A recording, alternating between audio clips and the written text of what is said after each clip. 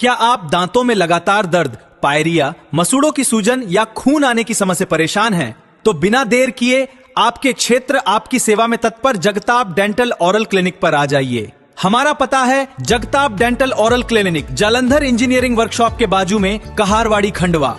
दांतों से संबंधित समस्या के लिए संपर्क करें 7004111574। मेरा नाम मनीष परदेसी है और मैं यहाँ पर मेरे चाचा की कल अचानक गलत कदम उठा लिया उन्होंने, जिसके कारण मैं कुंडलेश्वर वार्ड में रहता हूँ और मेरे चाचा भी कुंडलेश्वर वार्ड में रहते थे। इनका नाम दिलीप परदेसी है। कितनी उम्र थी उनकी उम्र 65 वर्ष के आसपास थी। पिताजी का नाम उनका? गोपाल परदेसी। तो ये कल रात की घटना? ये कल रात की घटना है। कल वो घर से निकले ये बोल के कि बोले मैं जा रहा हूँ वहाँ कारखाने। हाँ। कल सुबह का काम जो पेंडिंग है वो करके देना है, अर्जेंट है। हाँ। ये बोल के घर से निकले और वहाँ आने के बाद उन्होंने रात में काम करा और फिर अचानक क्या उनके माइंड में क्या आई, ऐसी मानसिकता हुई उनकी। हाँ। कि अचानक उन्होंने कल गलत कदम उठा दिया।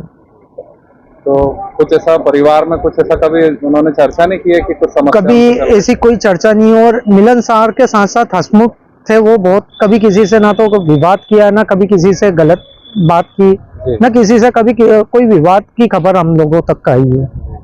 एकाएक जैसे घटना हुई तो पूरे रिश्तेदारों में, परिवार में, पूरे परिवार में सभी में एक मातम का माहौल है। मातम के साथ साथ किसी को यकीन नहीं हो रहा है कि वो इतने समझदार और सुलझे हुए इंसान थे कि हमेशा सबको एक प्रेरणा देते थे जीने की, आगे बढ़ने की। और उन्होंने इस तरीके से अचानक केस उसमें आके ये गलत कदम उठा लिया। हम खुद भी यानी शौक में है कि ये कैसा हो गया है।